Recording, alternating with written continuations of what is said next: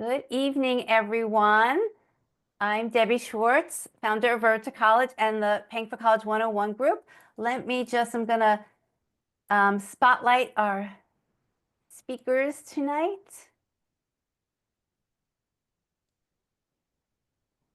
Okay, great. Well, thanks for showing up.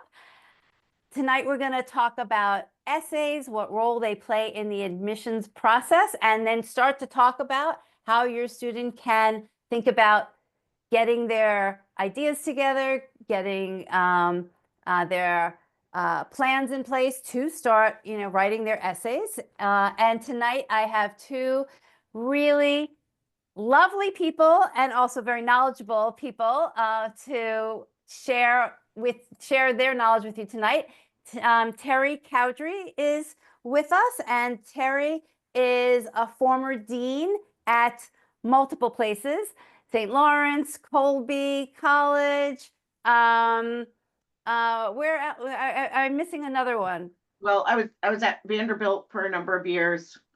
Before that. Yeah. And for the past 10 years or so, Terry has been a consultant, an enrollment management consultant, working for various colleges, helping them in their admissions process. You just finished up being the interim dean of admissions at, all of a sudden it went out of my head. Hendricks College in Arkansas. Right. And you're now working with RIT.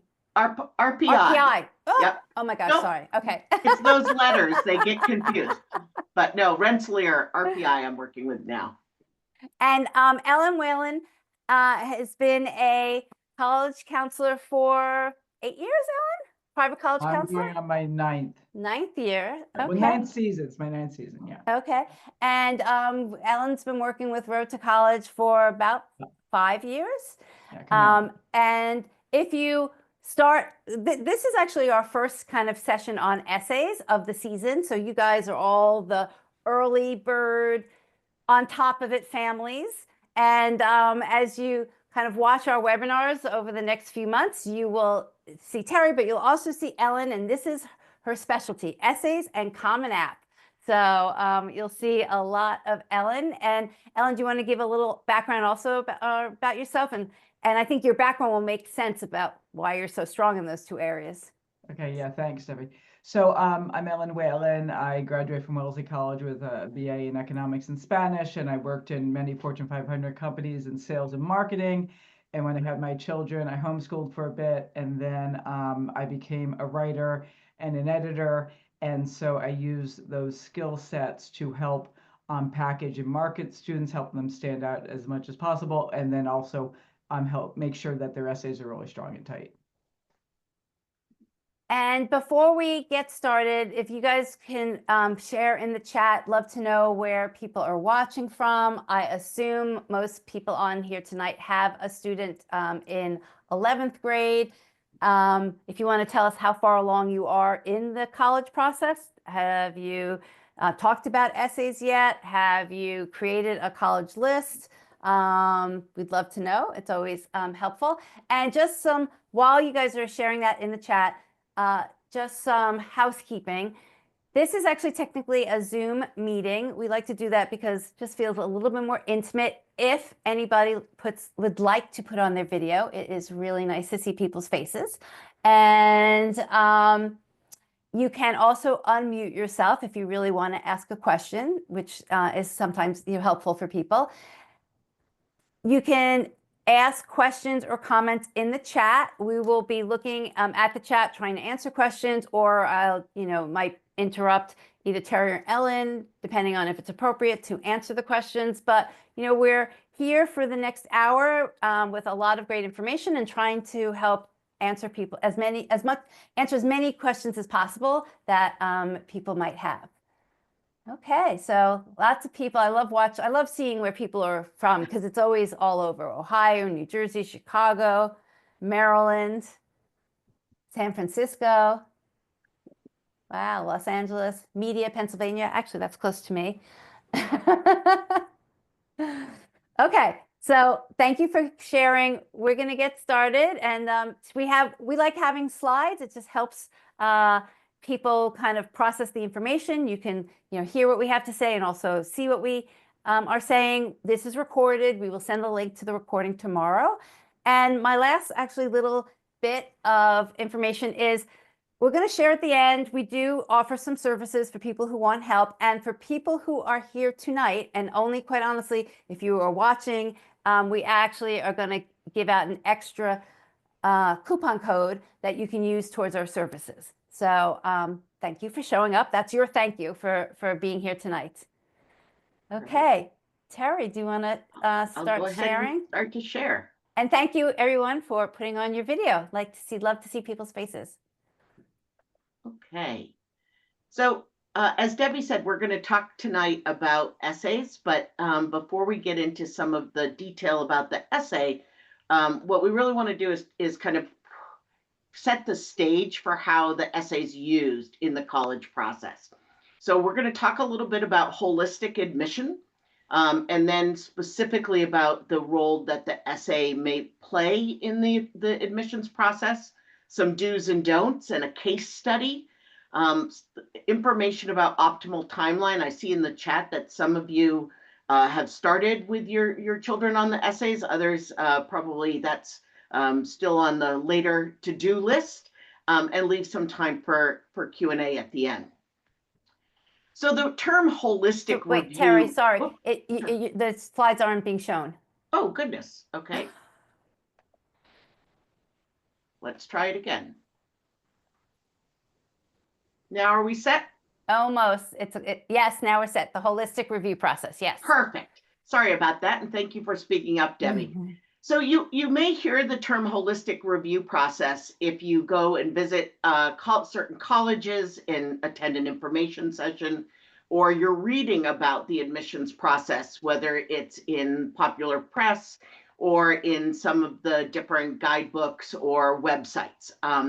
So really what it means when colleges talk about a holistic review process is that they are not using simply objective data, a GPA of X plus a test score of Y equals admit or equals deny. But instead, they're considering a variety of elements and strengths that a student brings to the college process. You can see on the slide here that we have the high school profile centered in green because the profile provides kind of the context in which the student is operating. So every high school offers different classes, different extracurricular activities. Based on where the high school is located, there might be more opportunities for volunteer work or fewer opportunities. So there are lots of different things that we need to understand about each high school a student's at, or their homeschool environment, if they're homeschooled, in order for us then to be able to do what we call the academic review. The academic review is really looking at all elements of the academic portfolio. It's what classes a student has taken over time, throughout their years in high school, really from 9th grade through 12th grade. What grades they've earned in those classes, what their test scores are if they are in a situation where submitting test scores is an optional part of the admissions process. We will consider only test scores for those who opt in. There are more and more colleges returning to a test required process, particularly the most highly selective schools. So in those cases, they'll use test scores for all of their students. So we'll be looking at those things as well as also the letters of recommendation, which help us understand a student in the context of their high school and the classroom, but it also helps us understand who they are as a person. Their extracurriculars and experiences that they've had, hobbies or interests, summer experiences, those are part of the personal review. And their essay, again, it really does kind of cut across both academic and personal, but we hope that each essay is going to help us really understand who the person is that we might be inviting to join our community. You can see on the right-hand side of the slide that the academic review bubble is really big, and the personal review bubble is somewhat smaller. And really what that's intended to illustrate is that colleges are schools first. The most important element for colleges is whether a student is academically prepared to be successful in the curriculum at that college. So the academic review is what I would describe as the first part of the review. And then only students who meet the academic standards of the particular college are then going to continue on for that personal review that will, in fact, equal the holistic process in the end. And I'll explain it a little bit more here in a moment. Let's see if I can get there. So the academic review, as I said, colleges want to admit and bring to their campuses only students who, with a reasonable amount of effort on their part, will be successful students at that college. So certainly students have a responsibility once they get to the college to continue to work hard, to continue to seek support when they need it, those sorts of things. But the preparation that they have coming into the college is going to be what is being measured by the admissions process. So as I said before, the academic achievement, so to speak, that colleges are measuring includes the things listed in the bullets. Grades earned, courses taken, trend of grades, rigor of curriculum, and then at many schools, particularly those that are highly selective because they're very, very popular, letters of recommendation are a part of it. And then again, at some schools or for some students, standardized test results. I do want to mention that there are some highly selective public universities, particularly, that get thousands of applications that may actually not use letters of recommendation for their standard admissions process. This does not mean that they don't care what kind of student your teacher would describe you as, but instead it's because for them to actually logistically evaluate their applicant pool, that's not a piece that they're using. So I don't want anyone to get the wrong impression that a letter of recommendation in the process is necessarily associated with a higher quality school. It's just a different kind of process. You can see on the right, we've sort of described the students as falling into three categories after this academic review. They're the strongest students of our applicant pool, and we have a sense each year based on the prior years, the most immediately prior years, what those strongest applicants look like. And then there are those that are absolutely satisfactory. They would be students that we would bet on being quite successful on our campuses. And so they too are above that red bar in terms of how we're evaluating them academically. But there are going to be some students who fall below that bar. They haven't taken the courses that we think are necessary to be successful in our curriculum, or they haven't achieved the grade point average, or their grades are on a negative trend. And those students will be taken out of consideration just based on that academic review. And you can see sort of this is maybe a 40% are going out of consideration, 40–45% just based on the academics alone. Terry, can I just ask before Certainly. you leave that section? What's the feeling these days about colleges using like high school rank? It used to be that like that was an important factor, and now I don't see much talk about it. It's thank you, Debbie, for asking that question. One of the things I would say that I've seen over the course of my career is fewer and fewer high schools providing class rank. And it used to be very common among independent schools to not provide rank, but it's now become quite common among many public schools. There also are schools that will provide rank. I could think of a large public high school in the Houston area that would provide rank, but might have 190 ranked number one. And so it became less of a useful tool than even we're able to glean from the grades, because typically we will have some kind of grade distribution that helps us understand a student's place in the class. even if there isn't a particular class rank. Certainly, there are schools that report rank, and I would say that at most of the colleges that I've been affiliated with, we look at that weighted rank to understand that if you've taken classes that, if your school provides weighted rank, that takes into consideration the level of classes, honors, AP, IB, etc., that is something that college admissions officers pay attention to. Now, some schools don't report a weighted rank, and those colleges are still looking closely at the transcript to understand, in the context of what your school offers, what have you chosen to pursue. I'll go on a little bit, and then if there are other questions about rank or understanding individual high schools, certainly we can talk about those. So I used this example. I put together an example that is literally not a particular college, but I think can illustrate what it's like at some of the very selective schools. An important thing to understand at the outset is that selectivity equals popularity.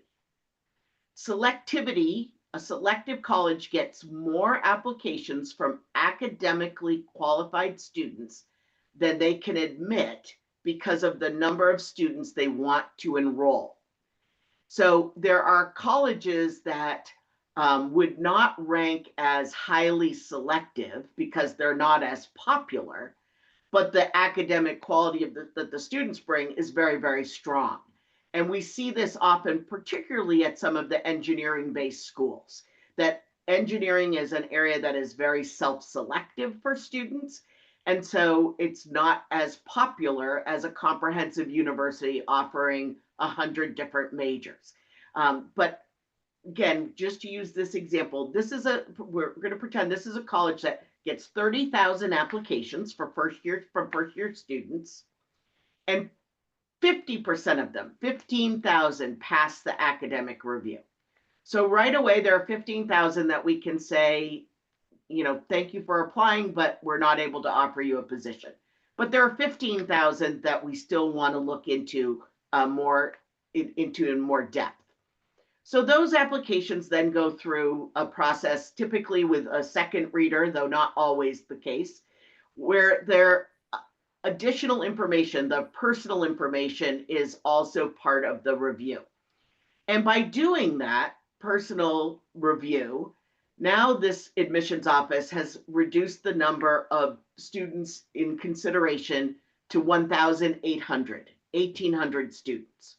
But that's still too many for them to be able to admit. That will suggest they'll enroll more students than they can fit on their campus. So they have to reduce that 1,800 further. At many colleges, they would take the majority of those students who they're most interested in and go ahead and put those into what we call the admit bin. And that's 1,400 of that 1,800. We'd say, we want to admit these 1,400 students. The other 400 would go to some process of committee review, where admissions officers typically would review, often discuss what are the pros and cons of each individual student. And they typically would have an assigned goal. Of those 400 in committee review, they would be told, you can admit at maximum 250 of them. And so from that committee, they admit 250, add those to the 1,400 we had going through earlier, and now we have 1,650 of them admitted. The others who were in committee review, who didn't make it into that admit bin, have, in this case study, been put on the wait list. And many colleges will have a waiting list because they don't know, of those 1,650 who have been admitted, how many will say yes to their offer and how many of them will say, no, thank you, we're choosing other colleges. The Common Application just reported for this year that once again, the average number of applications per student has increased. As that continues to happen, colleges will rely more and more heavily on having a wait list because we know there aren't more high school graduates out there.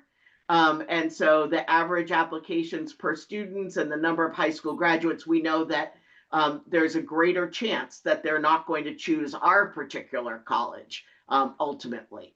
So that's the purpose of the wait list. In this example, this is a 5.5% admit rate, which might seem extreme to those of you listening. There are very, very few colleges that will admit fewer than 10%. Actually, the average admit rate is about 68% for private colleges in America. But this spring, Columbia, MIT, and Yale all had a 5% or lower admit rate. So if you're a family that is thinking about one of those three schools, for example, you would want to think about the fact that, okay, could be a realistic kind of situation that you would be facing. So the first hurdle is academic, but again, at selective colleges, there are many, many more students who meet the academic credentials than they're able to admit. And so the essays become really important. Many colleges require at least one essay. The essays help us distinguish academically qualified but students who present similar profiles. And at some colleges, essays may be part of a scholarship application process, even if they're not required for the admissions process. If you remember one thing I say tonight, it would be, I hope it would be that scholarship processes are not always embedded in the same documents that are used for admission. At some colleges they are, but at some colleges you will need to take additional steps to be considered for scholarships. So when are the essays important? They're important at highly selective and selective colleges, the ones that get more students who are academically qualified than they can admit. They can be important if you're a borderline candidate, whether you're borderline at a highly selective school or at a college that admits the majority of students. As I mentioned, they can be important for merit scholarships or for honors programs. Some colleges, particularly large universities, will sometimes have an honors program, and an essay can be important there. If you're applying for a particularly competitive major, a major where there is a limited number of spots, then essays can be important. And also for some of the flagship public universities, essays can play a real role for students who are applying from out of state.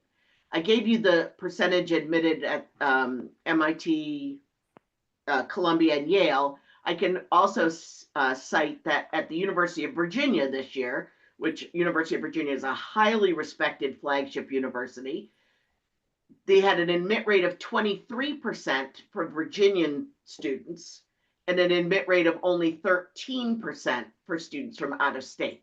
So again, it's important to understand who you are in that particular college's process. Essays are less important if you are you're a very strong academics applicant and it's a less selective college. At the less selective places, your academic strength alone may be enough for a college to offer you admission, even if your essay is just so-so. If you are an in-state student at a public college within your state, essays may be less important. Again, it depends on the particular state, and only 23% of the Virginia students were admitted at UVA, so it certainly isn't an automatic if you're a state resident, but it can be less important for some of the public colleges for in-state students. And then for less competitive majors, an essay can be less important. Just a couple quick more slides and I'll turn it over to Ellen. Who reviews the applications? More and more colleges are hiring professional application readers. They are often former school counselors or high school teachers. They are sometimes graduate students. They are sometimes former admissions staff. When I was working with George Washington University a number of years ago, they had 24 outside readers that they hired to read applications along with the admission staff. When I worked with Trinity College a few years ago, much smaller college, smaller applicant pool, but we relied heavily on 3 outside readers who we hired. So this has become a more common practice as application numbers have grown. Certainly admissions officers are reading applications as well. And at some colleges, faculty read applications, particularly for honors programs or for certain merit scholarship programs. Faculty can be very involved. So topics, and this may be something that you've been thinking about in terms of what topics are the best topics or the right topics. I've always been a believer that the topic you choose is less important than the approach you take. You can have 3 students who write about, as we like to call it in admissions, the big game. And the big game could also be an orchestra concert or a play. And one student does a fabulous job with their approach they take to writing about an athletic event or an artistic performance, and the other students don't. So it's not about so much the topic, but you need to always answer the so what question. What do you want the reader to take away from the essay that you've written? Why did you choose that topic? Why is it important to you? You need to ask yourself, do I know anyone else who could have written this essay? Using an orchestra concert as an example, is there somebody else in that orchestra who could have written the same thing? If so, you haven't personalized it enough. You haven't talked about the experience effect on you. And so that's something that I recommend you always keep in mind. Avoid using a paper written for another purpose. I know that there are opportunities sometimes to do this. I have not found that to be a terribly effective choice that students make. And then my last editorial remark is I have never read a good essay about a student's love life.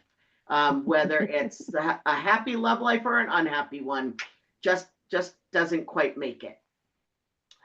The last thing I'll hit on before I turn it over is the use of AI, and we can certainly answer questions afterward. When the essay's voice is not consistent with the rest of the application, or the tone is really impersonal in the essay, there are admissions officers, even at colleges that admit a high percentage of their applications, that will run it through an AI detector. Sometimes colleges will follow up with the students and ask for a graded paper from their high school class they've taken. Sometimes they'll ask them to explain themselves and explain why they chose what they chose, or potentially to write another essay.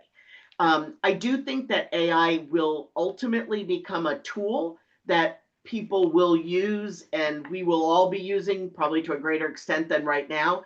But I think it's really important that you think about it not as AI writing your essay, but maybe AI helping you get your thoughts down for a first draft, that then you become the author because you end up really changing what it is about that AI has come up with to make it much more personal to you.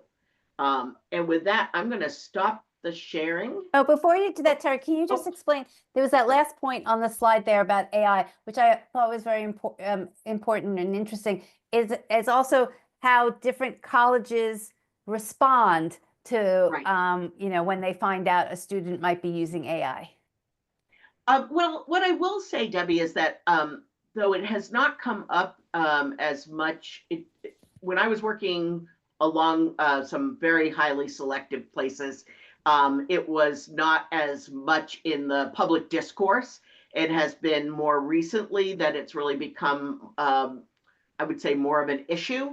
I think there probably are some colleges that are running essays through AI detectors, and that's enough to tip a student out of the admit bin, and they're not doing any follow-up with the student. So I think it's really important for students to think carefully about, again, you can use AI as a tool, not unlike how you might use Grammarly, but it should be a tool to enhance your work, not a tool to do your work, because I think there's a risk involved in doing so. Okay. Well, thanks. Now, we're gonna switch slightly, and Ellen is gonna start to talk about, do's and don'ts and tips about how to get started actually writing essays. Okay, thank you, Debbie, and thank you, Terry. All right, so college application essays. There are two types. There's the Common App personal statement, or it also goes by the main essay. And then there are supplemental essays or college-specific essays. Not every college has supplemental essays. The more competitive the college, the more likely there are supplemental essays. And some highly competitive colleges could have 7. So you might be wondering, well, what's more important? Often the supplemental essays are rushed, and students put so much time into the personal statement that the supplemental essays become also important because it shows whether or not a student understands the school and whether or not they're a good match for the school. So we're going to get into that as we proceed. Okay, so Terry and I overlapped a little bit, just really quickly, essay mistakes to avoid the topics: sports, service trips, grandparent, divorce, death, depression, and bathroom topics. Terry, you missed bathroom topics, I think. But so many students have mental health crises, and I get so many essays that start about depression, and it's really sad, but it's just not the best thing to write about. I had a student that started with that. She wrote another essay, and she ended up getting a full ride as a film major to a public art school, and they even commented on her essay. So I think if she had led with the depression essay, I don't know if it had gone as well. Okay, so just listening activities, like every sentence a different activity. It's not a resume. There's no depth to it that way. And I see a lot of essays the first time I get essays, if it's not about depression, or it could be a combo, 80% of the essay is spent on time before the student is in 9th grade. It's got to be 15% before 9th, and then we want it more in high school and reflecting back about how that experience helps shape who they are today and what they're doing with it and how it's going to help them as they move forward. Students not being succinct and having a wall of words, like 1 or 2 long paragraphs. Bite-sized paragraphs for easy, quick reading. They're board speed readers. And the more succinct a student is, the more they can maximize the 650 words in the personal statement or 100 words in a supplemental essay. That's much harder to write and make every word count. Dartmouth is known for having a 100-word, pretty much like why Dartmouth essay. All right, and forgetting who the audience is. Terry showed us that they are a mix of ages, and you're not writing an essay to your best friend. Okay, so personal statement tips to consider. So brainstorming is key to begin with. So students can talk to parents or friends and say, hey, what do you think special about me? They can do an exercise of like writing down 21 little known facts, and sometimes they find something fun in there that can be a jumping off point. I had a student the student who wrote about depression, she has synesthesia. And that's where when she hears music, her brain lights up with color. And it was the first thing on her list. I'm like, oh my gosh, your essay's about this because you want to be a film director and you see the world differently because you have synesthesia. So the whole essay became about that. It was really cool. And look at the Common App questions. I think there are 7 of them. And you can, Google it and use that for brainstorming. But I always suggest, just choose the one, write about it, and whatever you want, so you don't have to worry about exactly making sure that you answered the question. But they've got good prompting ideas. Okay, so approach. There's generally chronological versus montage. Chronological obviously goes maybe from being 9 years old up to high school. Montage is like a mix.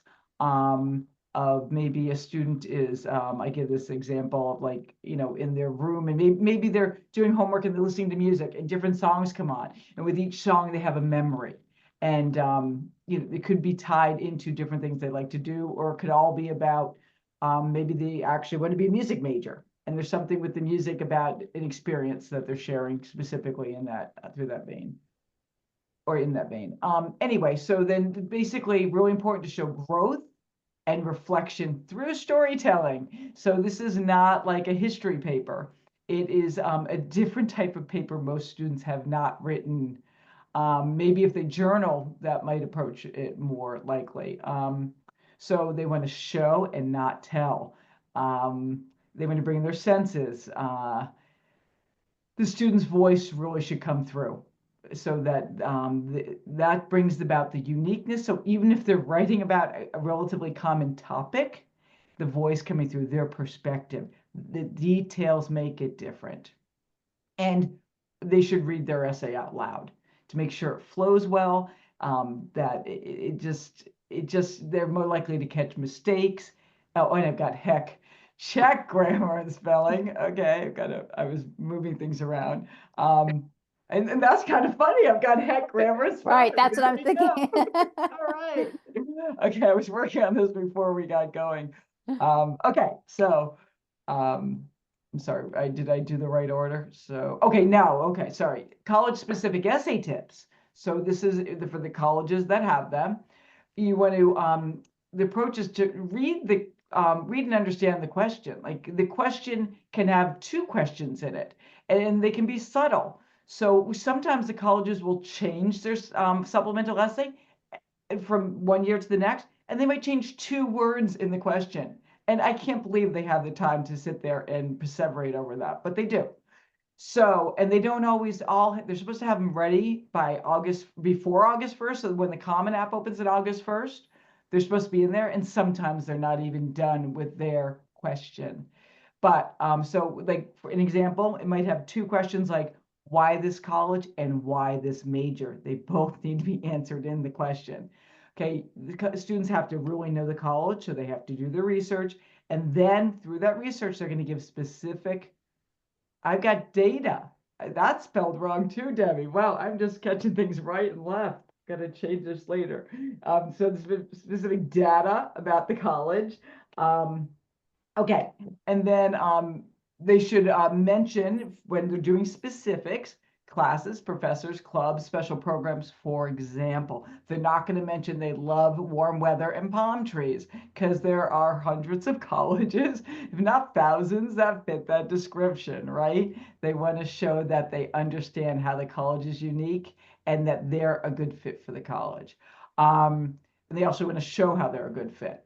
Don't rush them. They really can take a lot of time. And don't reuse material except very broad from other essays, because sometimes my last point is students leave the other college in for the new essay, and then they're saying they want to go to Harvard when they're applying to Yale. Yeah. So that is a big no-no. Okay, so start with an attention catching opening line. So if you go on Stanford Magazine from September 2008, they gave some great opening lines that I just took 4 of them. I'd never seen anyone get so excited about mitochondria. Some fathers might disapprove of their children handling noxious chemicals in the garage. When I was in 8th grade, I couldn't read. And the last one, I change my name each time I place an order at Starbucks. So they're provocative openings, and hopefully it's going to get the admissions officer to keep reading. Okay, if you want to know about essays that have worked, Google that, along with Johns Hopkins, Hamilton College, my youngest goes there, and Connecticut College. Both of them share essays, so that's a great thing to look at. All right, so thoughts on essay writing and AI. So Terry touched upon this, but this is the Common App defines AI fraud as submitting the substantive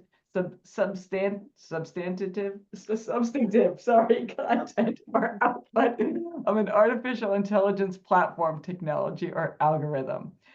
So some say using AI for an outline to generate ideas is okay. And one of the reasons you don't want to use it is because it can sound similar. A lot of them would, people, admissions officers say they'll see a lot of cornerstone or bedrock being used, which is not verbiage that your typical high school student would use, because they want it to be in their own words. Even if a student's quite bright, peppering it with a lot of polysyllabic words doesn't always land well. Okay, so we're going to look at a sample student that I made up, and I do this talk for the Common App about creating a narrative, and that's basically the story, the elevator pitch of a student. And so I'm going to go through that idea of, I'm going to give you a background on the student I made up. This is a common, I see a lot of young men like this, right? So he's a public school student. His name is Jack. He has a non-weighted GPA of 3.9 with 7 AP. So that's pretty good rigor in grades. SAT 700 English, 740 math.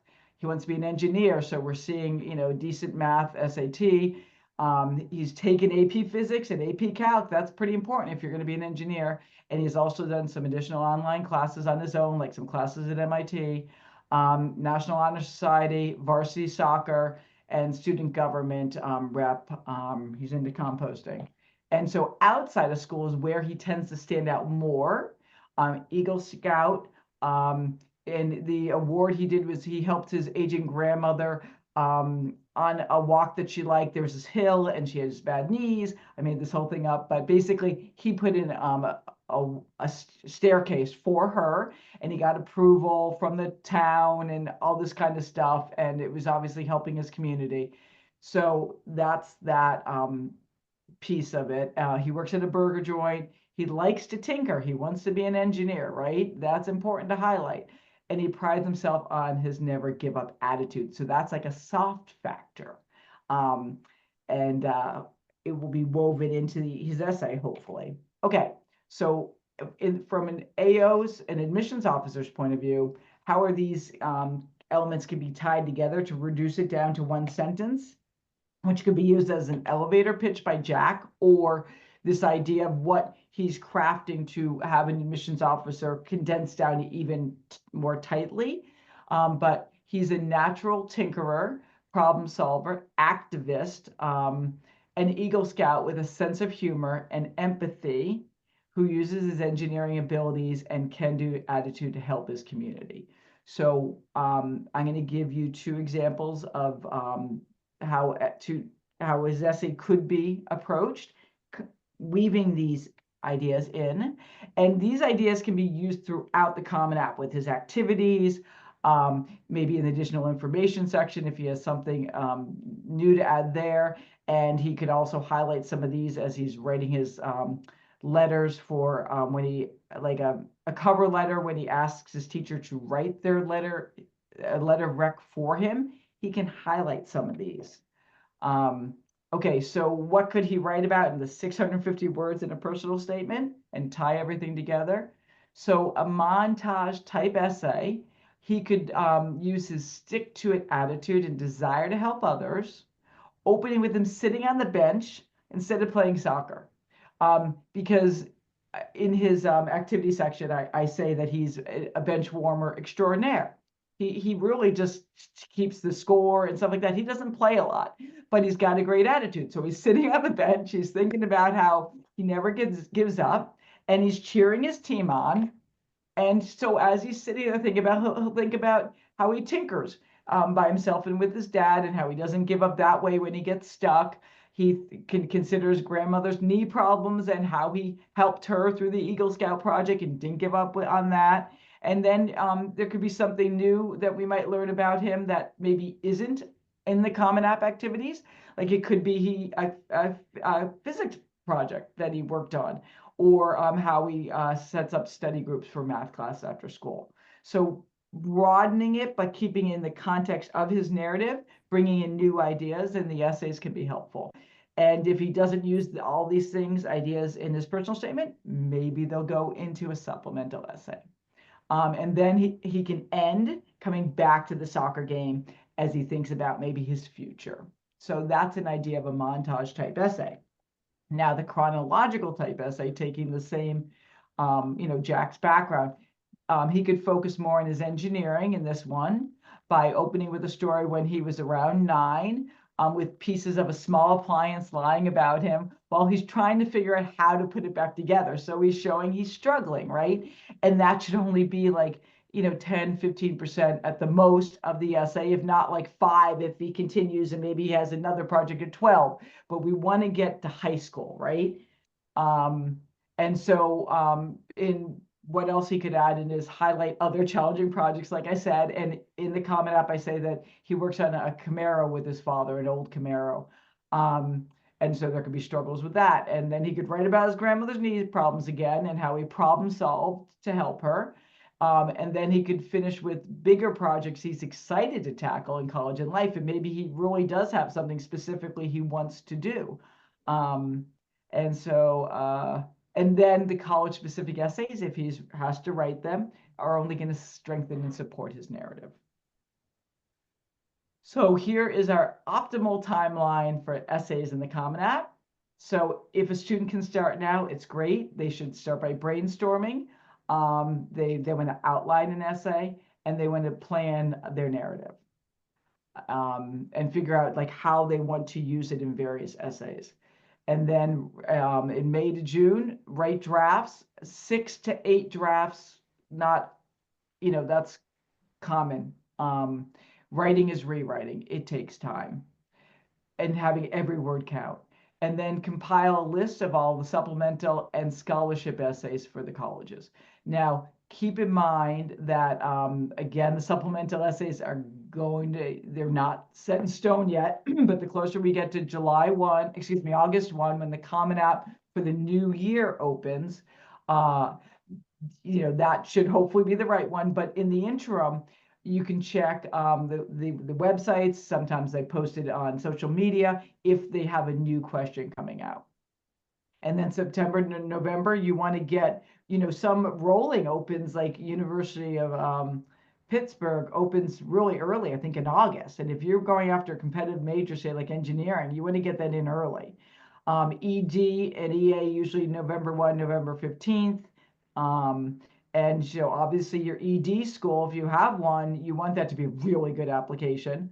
And then November, January, it's going to be where you're going to focus on the regular applications, and you can have a lot more supplemental essays potentially, because a lot of your more competitive schools, you can't apply to them. You can only apply to one early.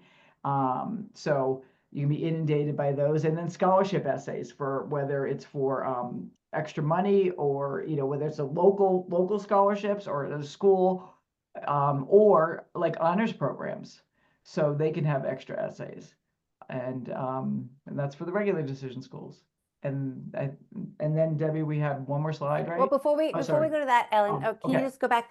I'm just kind of curious what advice you could offer, or just, I don't know if you have any particular families or students that come to mind. We just, and this isn't to put pressure on people, but families and students who start early just tend to have better results. And it's because you're not rushing at the end.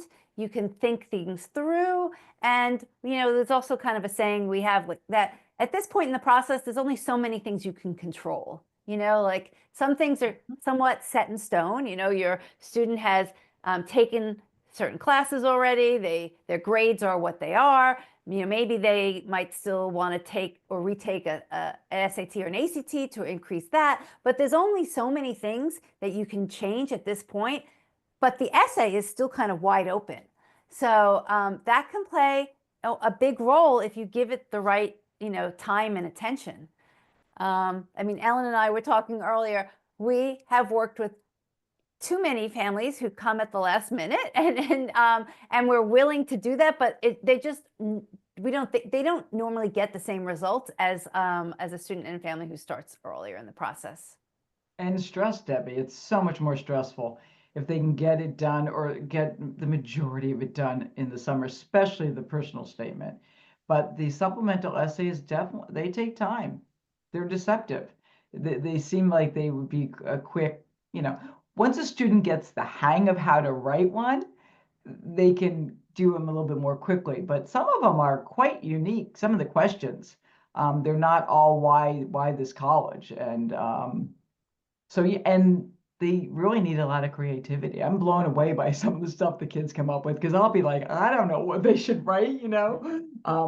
Yeah, they can be very challenging. So yes, the So more time they have, the less stress they have, the more they can focus on senior year. Because that's really important, because that's the year where colleges are going to say, are you ready for college level work? So senior year should have the most challenging and most rigorous work. And so applying to college is like another AP. So the more they can take that AP over the summer and get it out of the way, the better off they are. I would just add to echo what Debbie and Ellen have said. And if you look above the right drafts, it does say May through July. So that's a 3-month period. And what I would just say is that you want to build in that time so that a student writes a draft. It may make sense for them not to write a second draft for like a week, to put it away. And so this isn't a case of I'm writing my first draft in the morning and my second draft in the afternoon and my third draft in the evening all in one day, because you need some time to to remove yourself from what you've written, to come back and say, oh gosh, that's not the way I wanted to say that. So the multiple drafts piece also includes a period of time. And I just think that's an important piece. The other thing I will say, having been an admissions person for a long time, we'll have parents and students sometimes who will say, gosh, this is an awful lot of work. This is a lot of work. It is. It's a lot of work because there's a really good opportunity at the end of this process.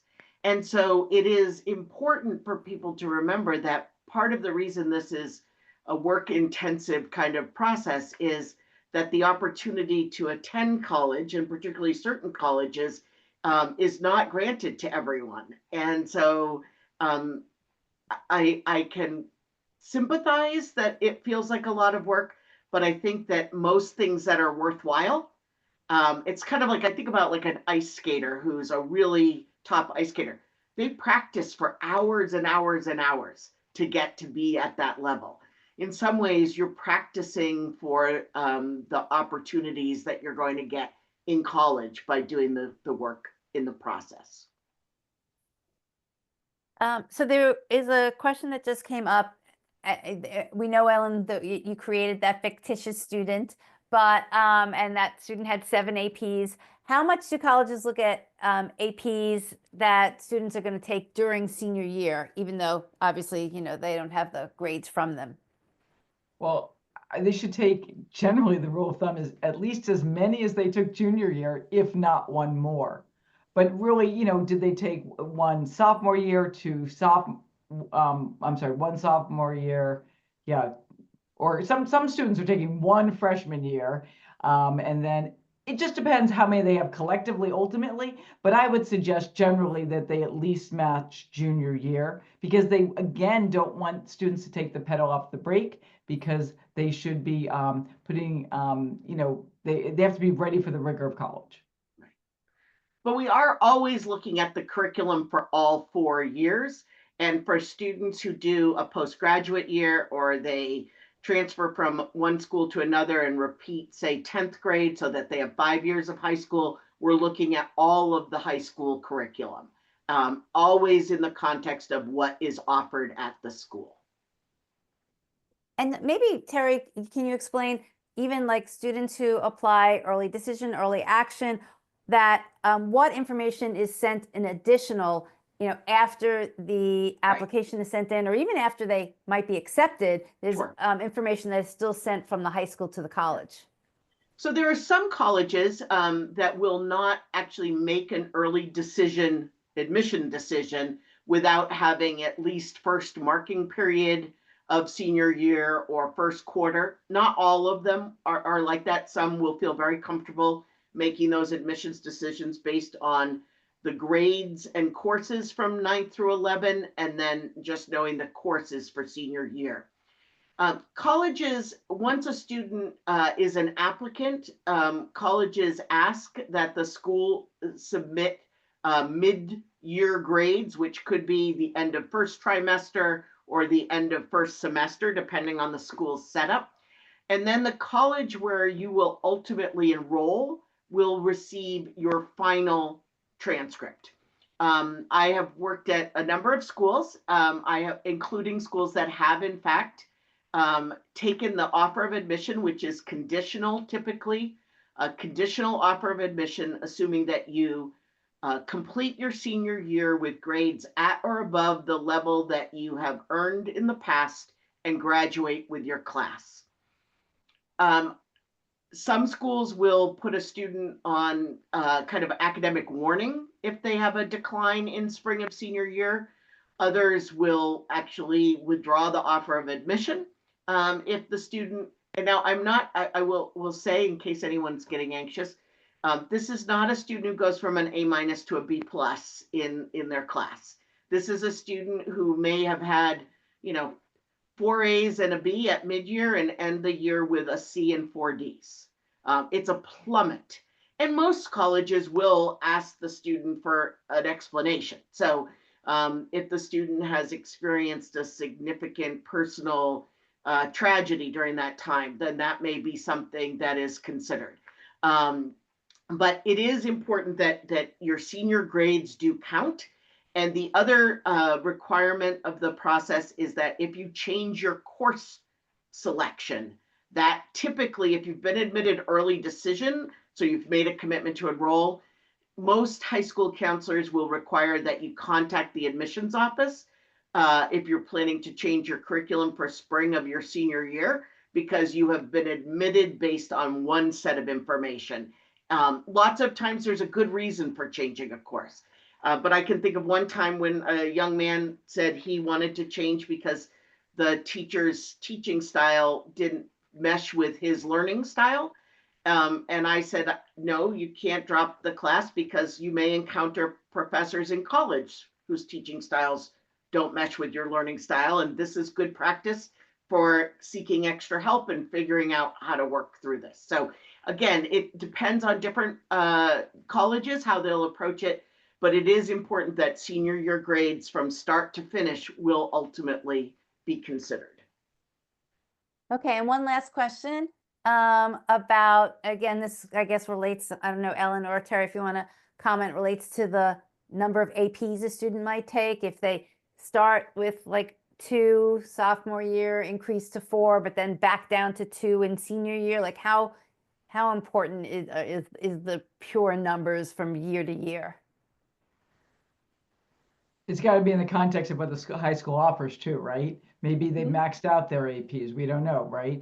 Maybe they're very STEM focused and they've done those APs and there's something else. Maybe there's an engineering class they want to take that isn't an AP, but that's really going to benefit them. So it all depends. That's one context, I would say. Terry, what do you have to add? Well, I would add that one of the things that students run into with frequency is also conflicts in scheduling. And so there's a section on the Common Application that's called additional information. And it literally is wide open for any additional information. But there will definitely be students every year who will say, I was planning to continue in Spanish and take Spanish 4, but it conflicted with my AP biology that I really wanted to take. And so I ultimately chose to take AP bio, but I hope when I come to college to return to studying Spanish again, or whatever it might be. So we will never, ever criticize a student for circumstances beyond their control. I do think that with AP, part of it is you have to be a good self-assessor of what's appropriate for you. So if you are a student who's always had A's in English and AP English is available, we expect you to take it. If you're a student for whom the STEM fields are your strength and English has been a little bit more of a challenge for you and you're working really hard to pull a B each year in English, we don't necessarily expect you to have AP English, but we're excited when we see AP Chem, AP Stats, AP Calc, AP Physics, right? So it's not necessarily that every course needs to be AP, but you need to know you're going to be you're going to be competing in an applicant pool with students who have exhausted the curriculum at their high school. And so you need to do what's right for you and then find the colleges that are going to value the level of curriculum that was right for you to pursue. And somebody's asking a question about how colleges view, I guess, APs versus if a student might be taking college level classes while they're in high school. Well, I will say that we try to understand that there are reasons for everything students choose, and sometimes those reasons are the students, and sometimes those reasons are the parents. Situation. So maybe they're taking calculus at a local high school because AP Calc and that Spanish 4 conflicted. Perhaps the teacher at the local college has a great reputation, and so they're taking it there. I think there are some colleges that prefer AP because those exams are scored on a single standard.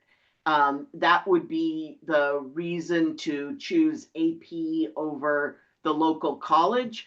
But I think there are getting an A in Calc 1 at a local college is still an A in Calc 1. And getting a 5 on the AP Calc exam, I think that would be splitting hairs at that point. I don't know, Ellen, what's your thought on that?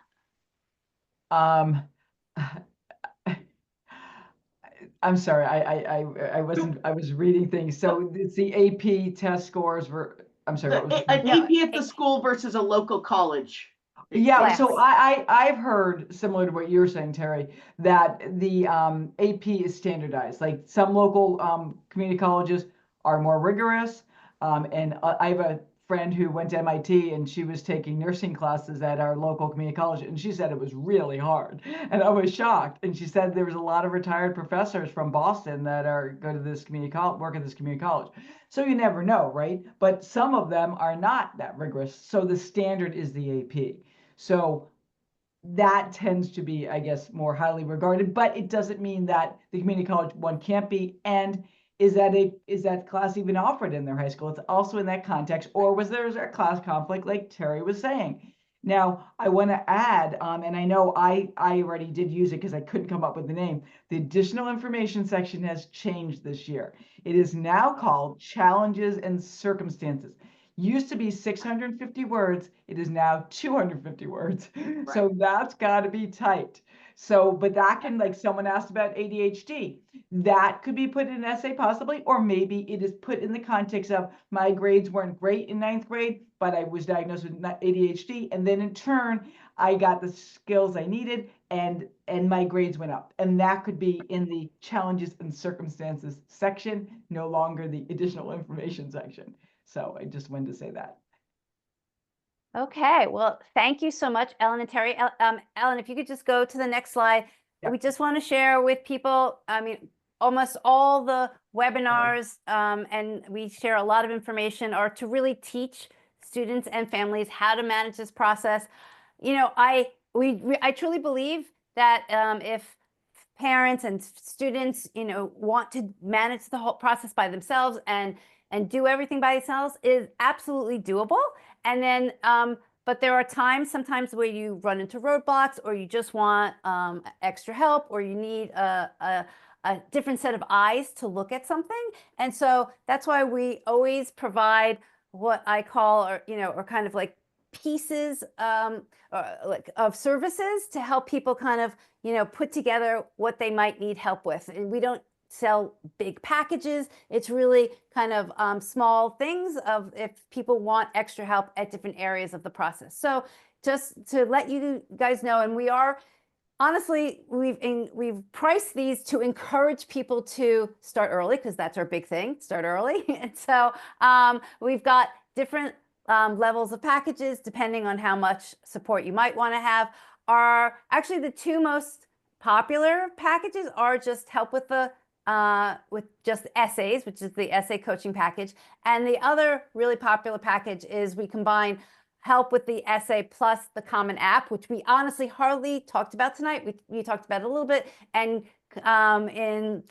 usually in June we start, definitely July and August, because the Common App doesn't open until August, but you can definitely start it beforehand. We start talking Well, about Debbie, they can open their account, right, and then right, they can roll it over. right, So they can right. actually get started on if they want, and parents can open up a practice account too. If that's where I put Jack into a practice account when I share the Common App and Jack's fictitious life.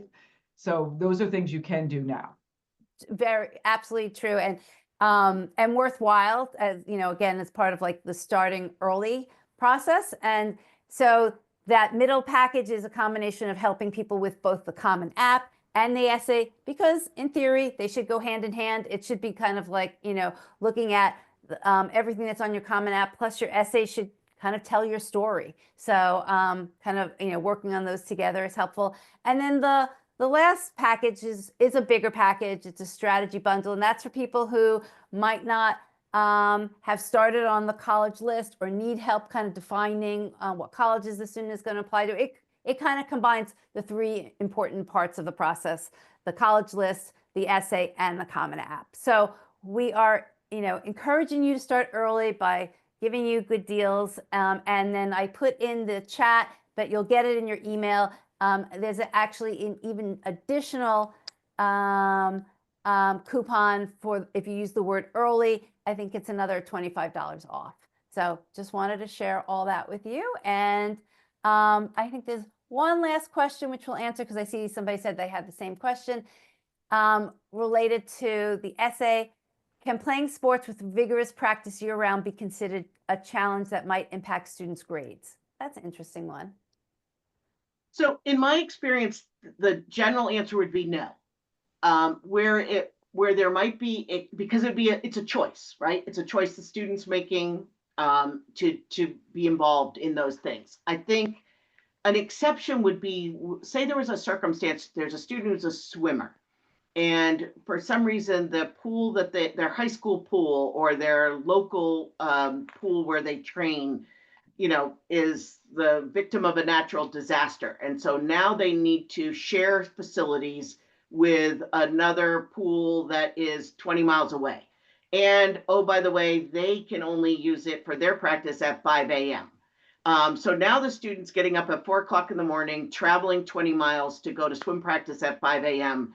through sort of, and they didn't sign up for that, right? They signed up for being able to use the pool near their home at a regular hour of the day, in my opinion. So that would be a particular challenge that's beyond the student's control.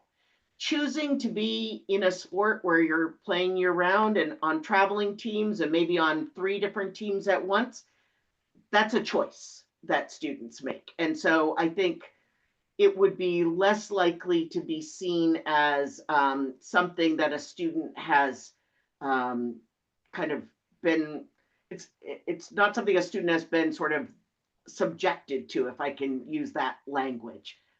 What do you think, Debbie, on that? That was just my initial reaction. I completely agree with you. I mean, as you were saying it, I kept thinking, you know, you're saying the word choice. It absolutely is. I mean, so it's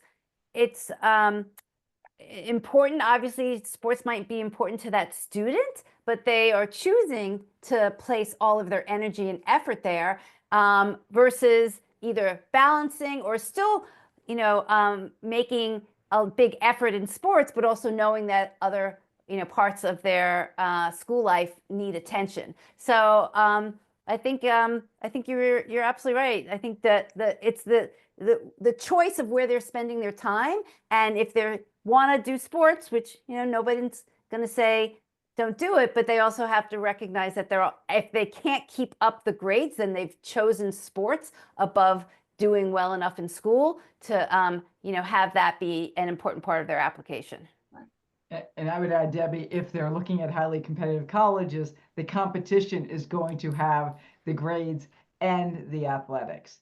And it could be, though, that the student only has sports, and that's okay, right? If it's that intense, then, you know, they want to hopefully be giving back through the sports in different ways, you know, to show, you know, community outreach or whatever, or empathy and stuff like that.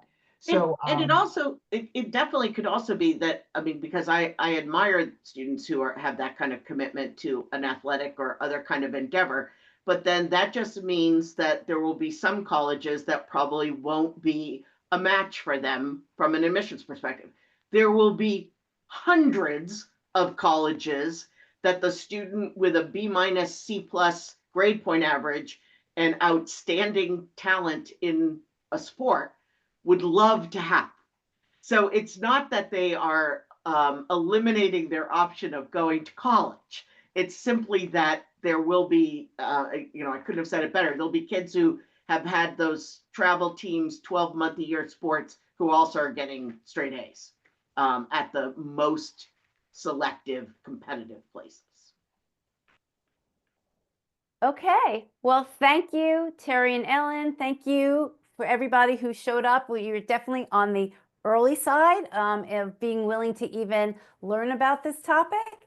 And I encourage you to keep starting early and keep moving along this process. You will have a much more enjoyable summer. You won't be, waiting until the day of to be pressing submit. Isn't it such a nice feeling to when you can finish a project early and know that you have time between when you finished and the deadline. It's the same thing with these applications. Your child does not want to be waiting till, the day of to be hitting that submit button. So you're on the track to get done early. And I appreciate everybody that, is trying to take that approach.